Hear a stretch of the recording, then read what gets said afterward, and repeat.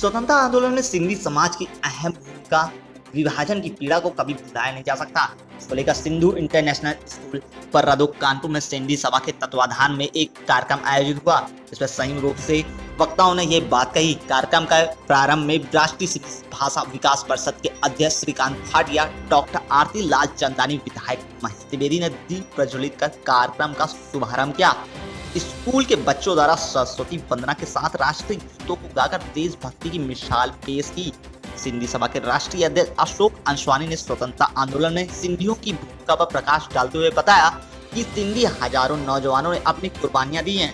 देश के विभाजन में सबसे ज्यादा पीड़ा सिंधी समाज को ही। लाखों लोग बेघर होकर, अपने परिवारों से दूर होकर विस्थापित हो गए।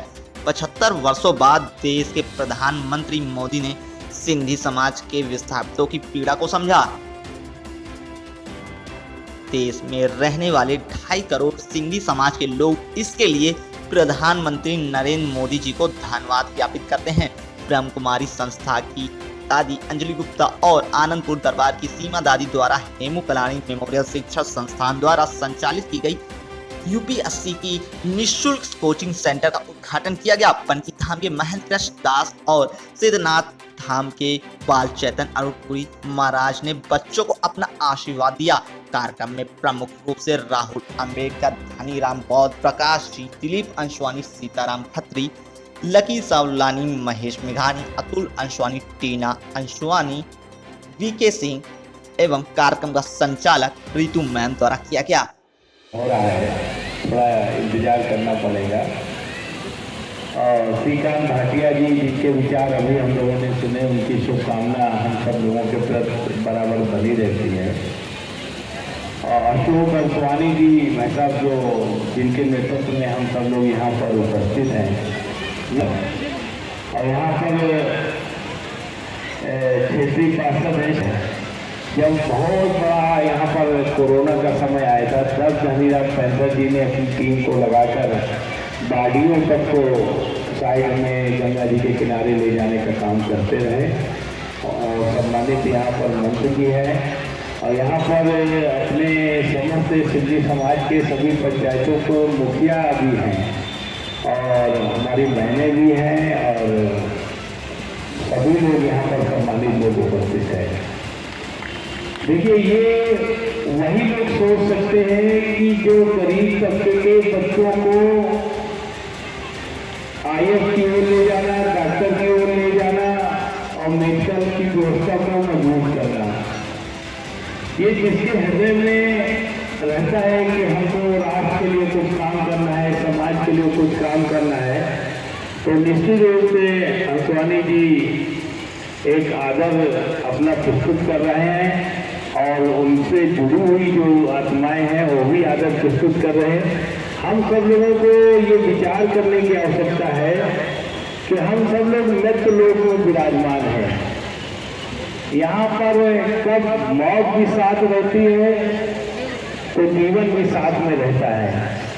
कब किसका क्या हो जाए कोई भी पता नहीं रहता है।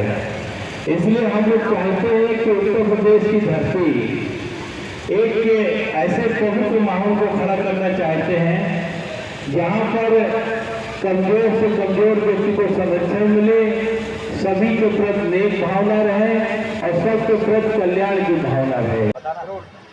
विधायक जी, आज इस कार्यक्रम में उपस्थित हुए हैं, क्या कुछ उद्देश्य है? आज यहाँ पर हमारे अशोक अंशवानी जी हैं, जो सिंधी समाज का पूरे देश में नेतृत्व भी करते हैं और बहुत पुराने ट्रांसपोर्टर हैं। हमारे बहुत पुराने, हमारे पिताजी से भी आपके संपर्क संबंध है।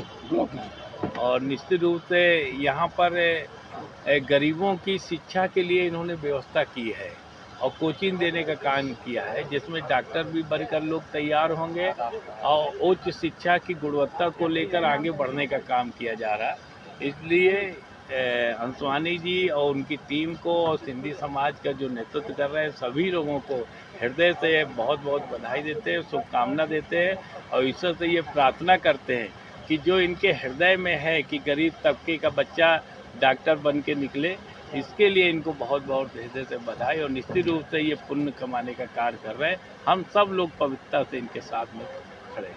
उद्देश्य ये था कि प्रधानमंत्री जी ने लाल किले की प्राचीर से कहा कि देश की आज़ादी जो हमें मिली है वो कहीं ना कहीं हमें सुखद अनुभूति देती है, गौरवान्वित कराती है, लेकिन उससे ज़्यादा हमें जो विभाजन की पीड़ा है वो पीड़ा हमें बहुत देती है। जो देश का विभाजन हुआ, अभी आज़ाद अखंड भारत को आज़ाद हुआ और हजारों हजार सिंधियों ने कुर्बानियाँ दी।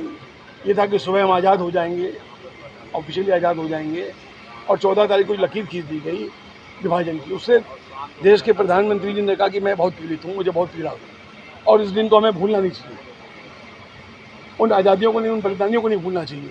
हम लोग बहुत बहुत प्रभावित हुए उससे। जब भारत सरकार में पीएम मोदी जी की सरकार है, प्रधानमंत्री हैं, उनके द्वारा जो सिंधी समाज के लिए कार्य किए गए हैं, उनसे कितना प्रभावित हैं आप?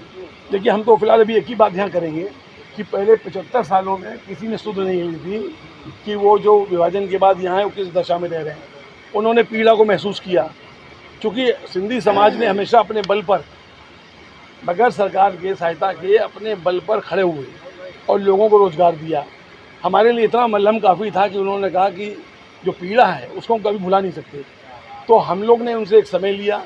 एक 14 अगस्त को एक कार्यक्रम था विभाजन विश्व का, प्रधानमंत्री जी का संस्कृत मंत्रालय की तरफ से, जी किशन रेड्डी सांसद हमारे इंदौर से थे, हम लोग सबने देश की तरफ से उनको धन्यवाद ज्ञापित किया। आज इस मंच से भी हमने उन्हीं के प्रतिनिधि विधायक जी को, उन्हीं की सरकार के प्रतिनिधि हैं, प्रधानमंत्री जी को धन्यवाद ज्ञापित किया, क्योंकि ये बहुत लंबी चर्चा का विषय है। स्वतंत्रता के आंदोलन में सिंधी समाज की भूमिका, और विभाजन विश्व के मंत्री जाएंगे, हम लोग इसी पर चर्चा करेंगे। उसके बाद दूसरा हमारा लक्ष्य था कि जो तमाम गरीब बच्चे हैं, वो किसी समुदाय के भी हैं, एससी हैं, एसटी हैं, बैकवर्ड हैं, माइनॉरिटी के लोग हैं या गरीब सवर्ण हैं, उनको हम लोग कैसे, जो बच्चा आईएएस बनना चाहता है, उनके मन में भी तो कहीं ख्याल है ना कि बच्चा चाहता है हम आईएएस बने, लेकिन घर की जो उनकी लकीरें हैं और जंजीरें हैं, आर्थिक रूप से मदद नहीं है, तो नहीं पढ़ाई कर पाते हैं, मन मार के रह जाते हैं।